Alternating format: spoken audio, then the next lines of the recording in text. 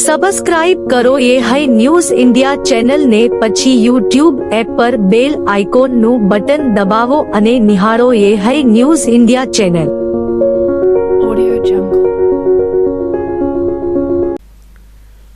બનાસકાંઠા જિલ્લાના અમીરગઢ તાલુકાના જૂની સરોત્રી ગોળિયા ગામના લોકો પશુપાલન અને ખેતીના વ્યવસાય સાથે સંકળાયેલા છે. ત્યારે ઘણા સમયથી રાત્રિ દરમિયાન જંગલી પ્રાણી રહેણાંક વિસ્તારમાં આવે છે અને પશુઓના બચ્ચા પર હુમલો કરી ફાડી ખાય છે. ત્યારે ખેતરોમાં રહેતા ખેડૂતોમાં ફફડાટ વ્યાપી જવા પામ્યો છે. થોડા દિવસ અગાઉ પણ કેટલાક પશુઓના બચ્ચા ફાડી ખાધા હતા. ત્યારે ફરી એક વખત ગાયના બચ્ચાને ફાડી ખાધા બાદ લોકોમાં રોષ ભભૂકી ઉઠ્યો હતો. તેમજ અવારનવાર જંગલી પ્રાણીઓ દ્વારા પશુઓના બચ્ચા પર હુમલો કરાતા ખેડૂતોએ આ બાબતે વન વિભાગને જાણ પણ કરવામાં આવી હતી. ત્યારે વન વિભાગ દ્વારા જૂની સરોત્રી ગોળિયા ગામે તપાસ હાથ ધરી જંગલી પ્રાણીની ઓળખ કરવા પગના માર્ક પણ કરવામાં આવી રહ્યા છે.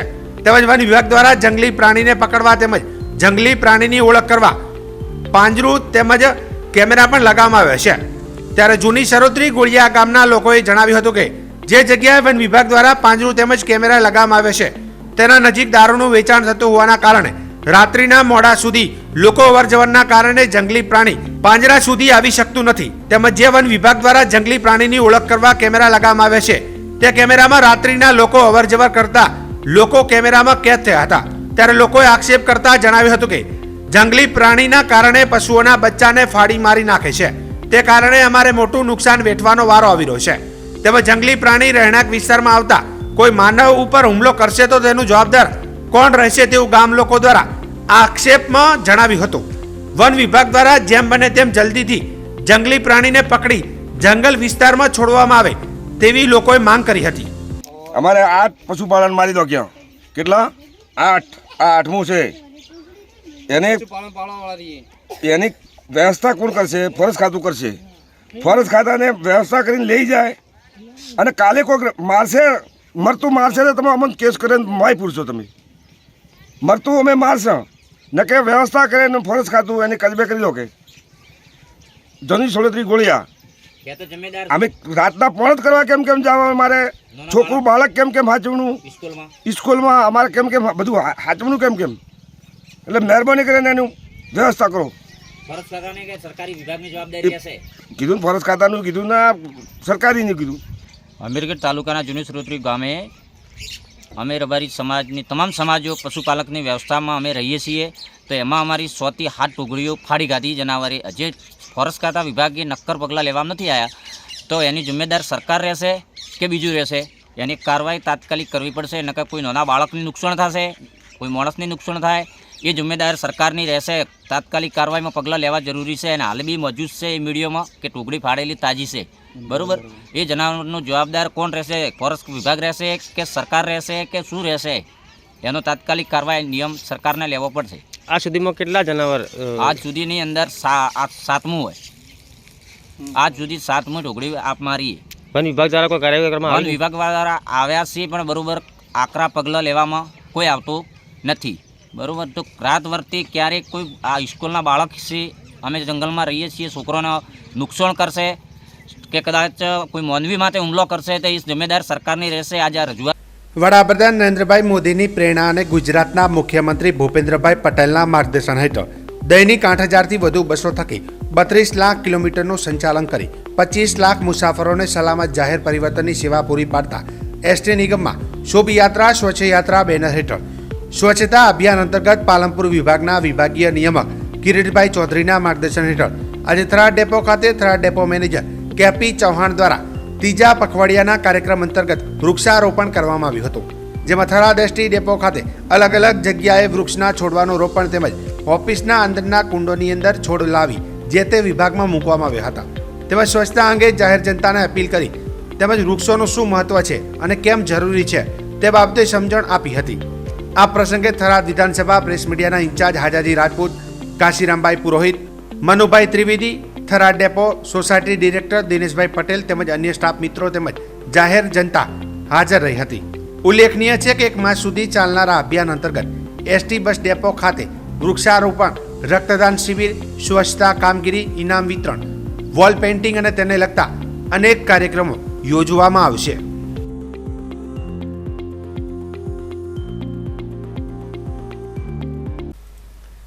સરકારશ્રીની વિવિધ યોજનાઓના લાભ છેવાડાના લોકો સુધી પહોંચે અને લોકોમાં આ યોજનાઓના જાણકાર બને તે માટે સમગ્ર ગુજરાત રાજ્યમાં વિકસિત ભારત સંકલ્પ યાત્રાનો પ્રારંભ કરવામાં આવ્યો છે, જે અન્વયે આજે થરાદ તાલુકાના ગામડાઓમાં અધ્યક્ષ શ્રી શંકરભાઈ ચૌધરીની ઉપસ્થિતિમાં વિકસિત ભારત સંકલ્પ યાત્રા રથનું આગમન થવાથી ગામ રથમય બન્યું હતું. ગ્રામજનો દ્વારા આનંદ ઉત્સાહ અને રથનું ભવ્ય સ્વાગત કરી રથને આવકાર્યો હતો. વિકસિત ભારત સંકલ્પ યાત્રા અંતર્ગત આજરોજ વિધાનસભાના અધ્યક્ષ શંકરભાઈ ચૌધરીની અધ્યક્ષતામાં થરાદ તાલુકાના હાતાવાડા, વાતડાવ, વારા, ખારાખોડા, બેવટા સહિતના ગામોમાં લાભાર્થીઓ સાથે સંવાદ અને તેમને યોજનાકીય લાભો આપવાનો કાર્યક્રમ યોજાયો હતો, જેમાં લાભાર્થીઓને અધ્યક્ષશ્રીના હસ્તે સરકારની પ્રજાલક્ષી યોજનાનો સીધો લાભ આપવામાં આવ્યો હતો.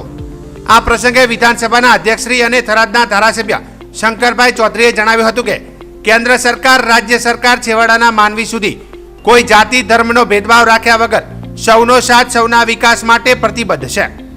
આ રથ દ્વારા સંકલ્પની સિદ્ધિ સુધી દરેક નાગરિકો માટે મોદી સરકારની તમારા ઘર સુધી ગેરંટીવાળી ગાડી આવી છે, તો આ રથની યોજનાથી કોઈ વંચિત ન રહી જાય તેવી વિનંતી કરી હતી. ગુજરાતના તત્કાલીન મુખ્યમંત્રી મોદી સાહેબ હતા ત્યારે 2 લાખ રૂપિયા સુધી બીમારી માટે મા કાર્ડ આપ્યું હતું. ત્યારે ઘણા બધા આરોપ લગાવતા આ યોજનાથી રાજ્યની તિજોરી ખાલી થઈ જશે, પરંતુ જનસેવા જ પ્રભુ સેવાથી વરેલા મોદી સાહેબ વડાપ્રધાન બની પૂરા દેશને આયુષ્માન કાર્ડ લાવી લાખો ગરીબો લોકોના જીવન સુખમય બનાવે છે. વધુમાં તેમણે થરાદની વિકાસની આગવી હરોળમાં ઊભું રહે તે માટે નવી જીઆઈડીસીની મંજૂરી તેમજ થરાદ અને આસપાસ વિસ્તારમાં પાણીની સમસ્યાએ બહુ મોટી સમસ્યા હતી, તેના નિવારણ માટે રાજ્ય સરકારે 1400 કરોડ રૂપિયા જેટલી મોટી રકમ આપી હતી. આ પંથકને હરિયાળો બનાવવા માટેનું આપણા સૌનું સપનું પૂરું કરવા બદલ સરકારશ્રીનો આભાર વ્યક્ત કર્યો હતો. સર્વજન હિતાય સમભાવની ભાવના થકી સરકાર દેશની નવી ઊંચાઈએ લઈ જવામાં પ્રતિબદ્ધ છે તેમ જણાવ્યું હતું. આ યોજના અન્વયે શ્રી શંકરભાઈ ચૌધરીએ વારા ગામમાં પ્રાથમિક શાળાની મુલાકાત લઈ બાળકો સાથે વાર્તાલાપ કર્યો હતો.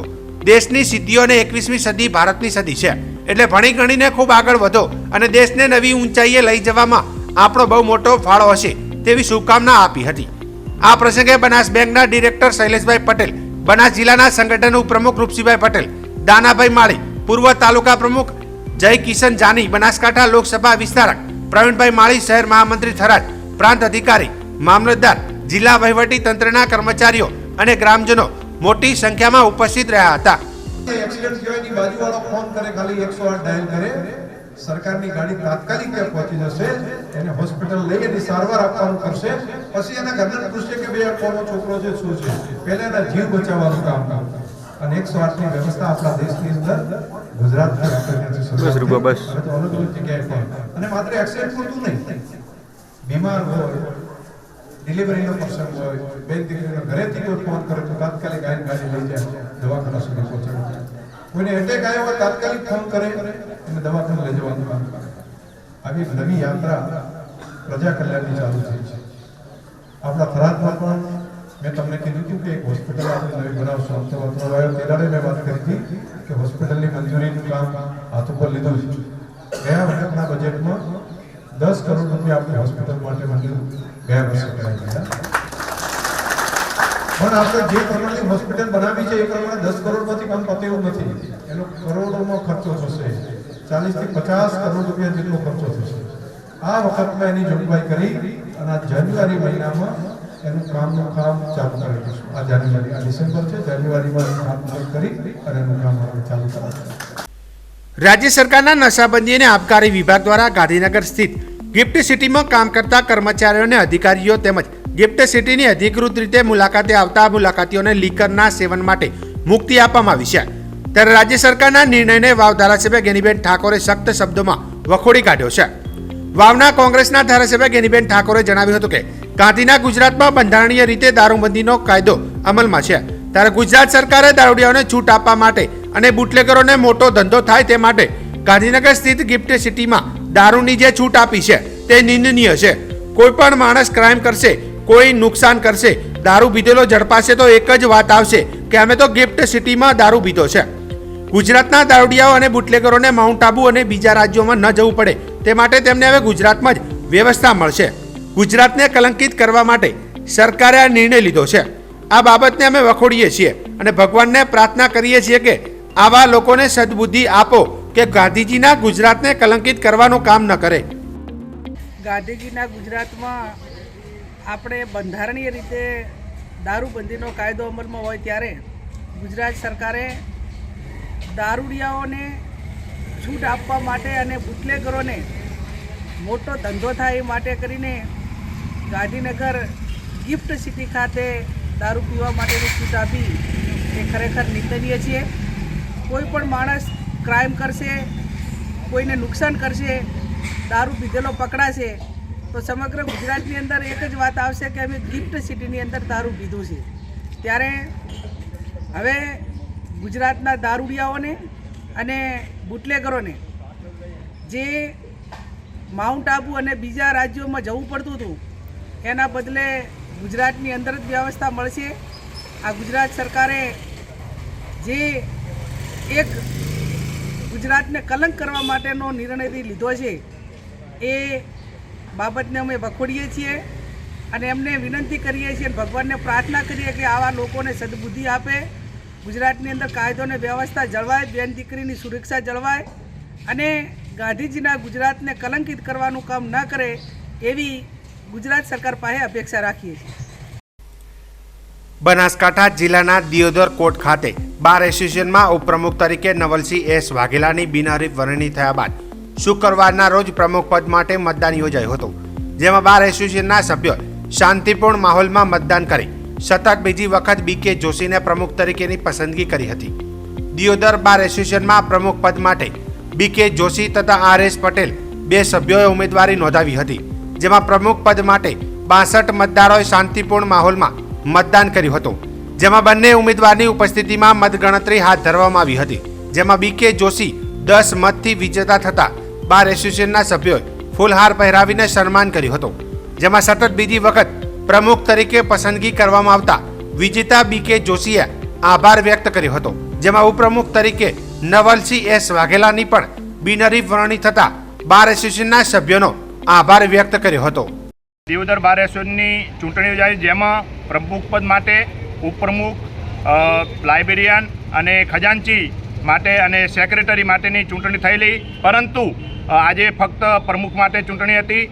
આ પહેલાં ઉપપ્રમુખ તરીકે N.S. વાઘેલા, સેક્રેટરી તરીકે S.N. કુડેચા, લાઇબ્રેરિયન તરીકે N.M. દેસાઈ અને ખજાનચી તરીકે N.D. કચ્છવાની બિનહરીફ નિમણૂક થયેલી હતી અને આજરોજ 22 તારીખે પ્રમુખ પદ માટે શ્રી બીકે જોશી સાહેબ અને શ્રી આર.એસ. પટેલની વચ્ચે પ્રમુખ પદ માટે ચૂંટણી થયેલી, જેમાં આજરોજ 22 તારીખે ચૂંટણી હતા અને મતગણતરી પૂર્ણ થતાં શ્રી બીકે જોશીને 10 વોટે વિજય જાહેર કરેલા અને કુલ મતદાન 62 થયેલું, એમાંથી આર.એસ. પટેલને 26 મત મળેલા અને બીકે જોશીને 36 વોટ મળેલા, જેથી આજની આ બાર એસોસિએશન દિયોદરની પ્રમુખ તરીકે શ્રી બીકે જોશીને ચૂંટણી કમિશનર શ્રી CB ઠાકોર દ્વારા એમને વિજેતા જાહેર કરેલા અને આ ચૂંટણી દરમિયાન ખૂબ સુખ શાંતિ અને પૂર્ણ મતદાન થયેલું અને સુખ શાંતિપૂર્વક તમામ વકીલોએ એનું ખૂબ સારી રીતે મતદાન કરી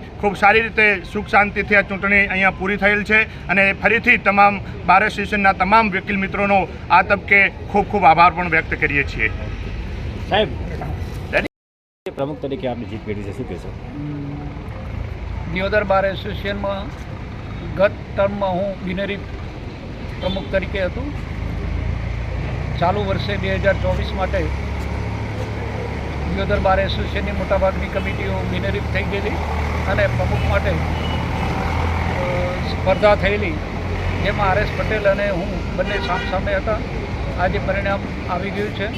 બધા જ વકીલ મિત્રોએ સારો સહકાર, સુમેળભર્યો અને શાંતિસર જે મતદાન કર્યું છે અને મને વિજય અપાયો છે એ બદલ હું તમામ બાર એસોસિએશનના સભ્યોનો, દિયોદર બાર એસોસિએશનના તમામ વકીલ મિત્રોનો ખૂબ ખૂબ આભાર માનું છું. રાજ્યમાં યોગ્ય અભ્યાસ થકી નાગરિકોને નિરોગી બનાવવાના નવતર અભિગમ સાથે સૌપ્રથમવાર ગુજરાત રાજ્ય યોગ બોર્ડના માધ્યમથી રાજ્યવ્યાપી સૂર્ય નમસ્કાર મહાઅભિયાનની શરૂઆત કરવામાં આવી છે, જે 1 જાન્યુઆરી 2024 સુધી યોજાશે, જે અંતર્ગત આજે 6 ડિસેમ્બરથી 31 ડિસેમ્બર સુધી સમગ્ર રાજ્યમાં સૂર્ય નમસ્કાર સ્પર્ધાનું આયોજન કરવામાં આવ્યું છે. ગ્રામ્ય શાળા અને વોર્ડ કક્ષાથી શરૂ કરી રાજ્ય કક્ષાએ યોજાનાર આ સ્પર્ધાનું રજીસ્ટ્રેશન ઓનલાઈન લિંકના માધ્યમથી કરવામાં આવશે.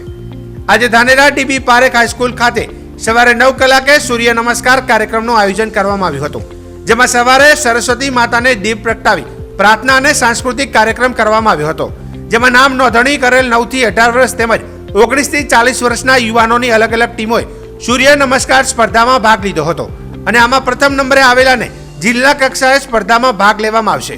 આમ વિદ્યાર્થી ભાઈ બહેનોએ સૂર્ય નમસ્કાર સ્પર્ધા કરી કાર્યક્રમને સફળ બનાવ્યો હતો. આ પ્રસંગે ધાનેરા મામલતદાર ડીબી પારેખ હાઈસ્કૂલના ટ્રસ્ટી કીર્તિલાલ શાહ, સમીરભાઈ શાહ, ટીપીઓ બહેનશ્રી વસંતભાઈ પુરોહિત, નગરપાલિકા ચીફ ઓફિસર રૂડાભાઈ રબારી, એપીએમસીના ચેરમેન વિરલભાઈ પટેલ, ડીબી પારેખના આચાર્ય ચેનજીભાઈ સોલંકી તેમજ શિક્ષક સ્ટાફ હાજર રહ્યા હતા. આજરોજ તાલુકા કક્ષાનો સૂર્ય નમસ્કારનો કાર્યક્રમ ડીબી પારેખ હાઈસ્કૂલ ખાતે યોજવામાં આવ્યો.